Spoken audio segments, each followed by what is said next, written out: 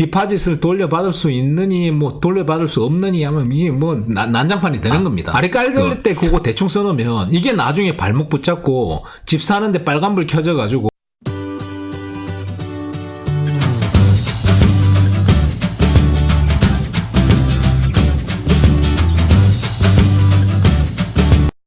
반갑습니다. 제이정입니다. 미국은 대부분의 사람들이 집을 살 때 대출을 합니다. 그러니까 융자를 합니다. 그래서 다양한 프로그램과 은행 그리고 브로커들이 이 시장에 존재합니다. 아주 많은 사람들이 크게 잘못 생각하시는 것 중에 하나가 집부터 먼저 찾고 오퍼를 넣기 전에 은행에 급하게 연락해서 융자 신청을 시작하는 겁니다. 부동산을 구매하기로 결정하셨다면 일단 대출 관계를 제일 먼저 알아보셔야 됩니다. 내가 융자가 가능한지, 만약에 가능하다면 얼마 정도 어마운트의 금액의 융자가 가능한지 그걸 알아야 됩니다. 최소한 이 두 종류 정도는 알아야지 대출이 40만까지 밖에 안 되는 상황인데 대출을 80만 불을 해야 되는 집을 봐도 집을 살 수 없잖아요. 그리고 대출이 또 원하는 만큼 안 된다면 그 다음 스텝은 아예 갈 수도 없는 거거든요. 그래서 이 두 가지 정도는 미리 알아봐야 됩니다.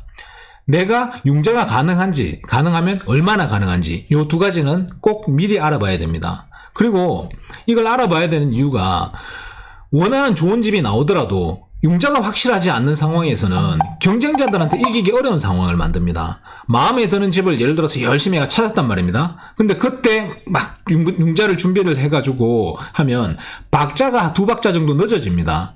그만큼 남들한테 뒤처지게 되는 거고요. 그거 준비하고 뭐하고 하니라고 내가 진짜 마음에 드는 좋은 집을 놓치는 경우는 이 필드에서는 되게 흔하게 벌어지는 일입니다.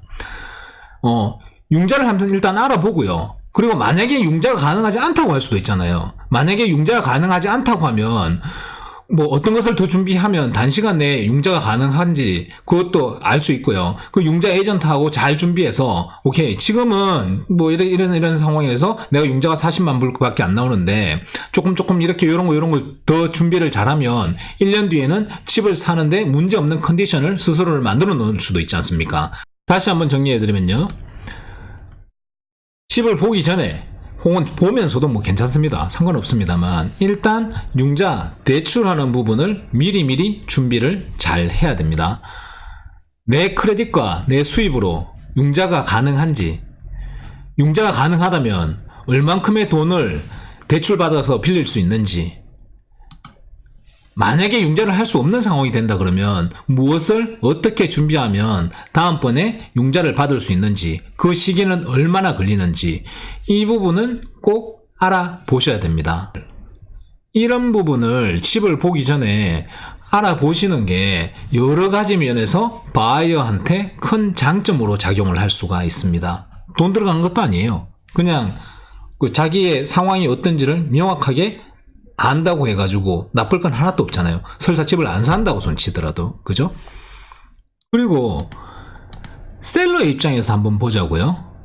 셀러의 입장에서 오퍼를 두 개를 받을 경우에 한쪽은 융자가 확실해요. 100% 확실한 쪽이고 다른 한쪽은 불확실하다 그러면 어느 쪽에 오퍼를 받겠습니까? 같은 가격이라면. 똑같은 집을 100만 불에 내놓고 가령 98만에 두 개의 오퍼가 들어왔단 말입니다. 그러면 당연히 확실하게 융자가 준비되어 있는 바이어 쪽으로 가서 그쪽으로 에스코로를 열라고 하겠죠. 당연히. 뭐 그건 상식적인 일이잖아요.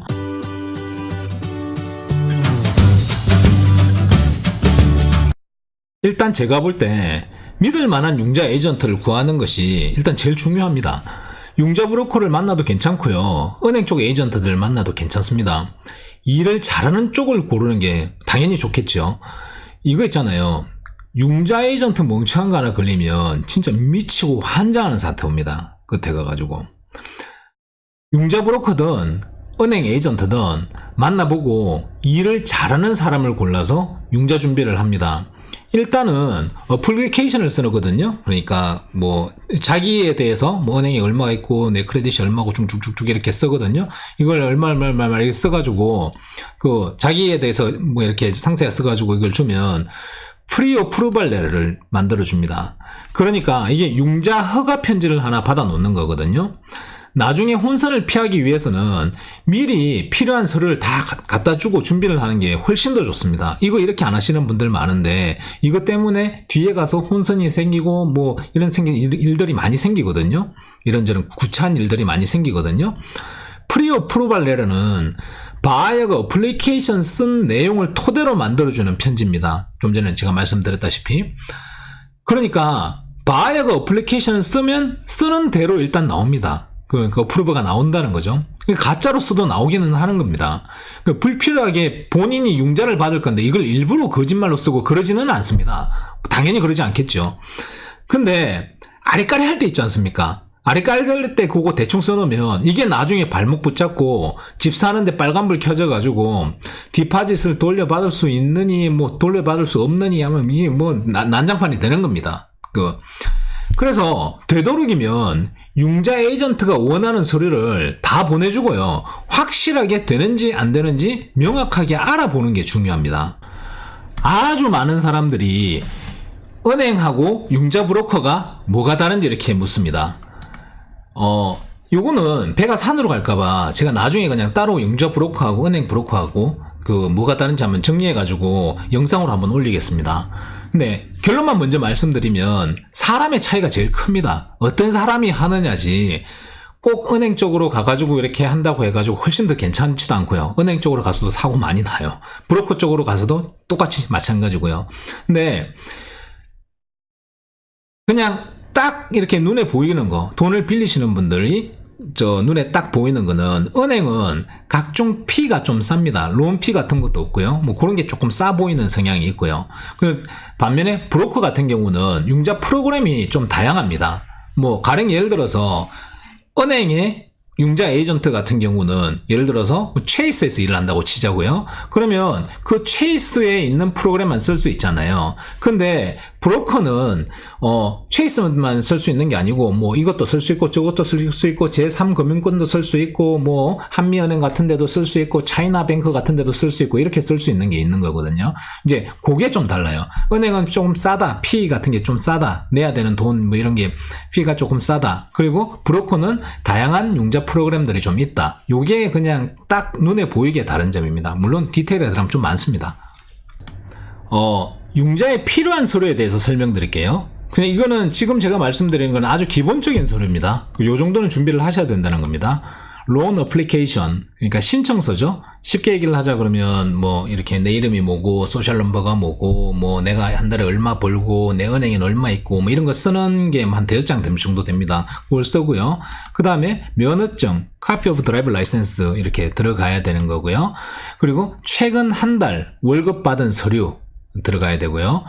W2 2년치 요것도 기본적으로 일반적으로는 다 요구합니다. 최근 텍스 리턴 그 세금 보고한 거 2년치. 그다음에 풀 크레딧 리포트. 이거는 그 융자 에이전트든 뭐 융자 브로커든 그쪽에서 떼줍니다. 이제 네가 내 거 떼도 돼. 이거 확인서에 사인만 하나 해주면 떼줍니다. 거기에서. 그러니까 따로 준비할 건 없고요. 그 외에 가지고 있는 뭐 자산이나 혹은 뭐 펀드 투자하고 있는 것들 그 자산 전체를 되도록이면 다 보려고 하는 성향이 좀 강합니다. 그리고 보험회사 연락처.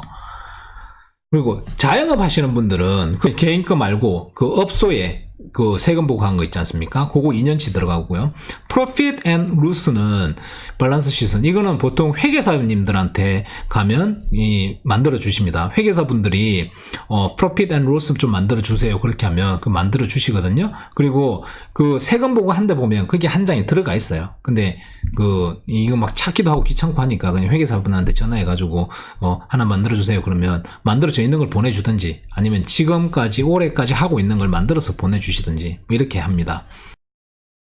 집을 사실 때 융자에 이렇게 필요한 부분들 간략하게 설명을 드렸습니다. 뭐 말씀드렸다시피 저는 융자하는 에이전트가 아니고요. 부동산 에이전트입니다. 그러니까 융자를 하시기 전에 미리 융자 에이전트든 뭐 은행 쪽 융자 에이전트든 뭐 브로커 쪽이든 이렇게 연락을 하셔가지고 융자 준비를 잘 하셔가지고 좋은 집 사시기를 바라겠습니다. 도움이 되었으면 좋겠습니다. 감사합니다.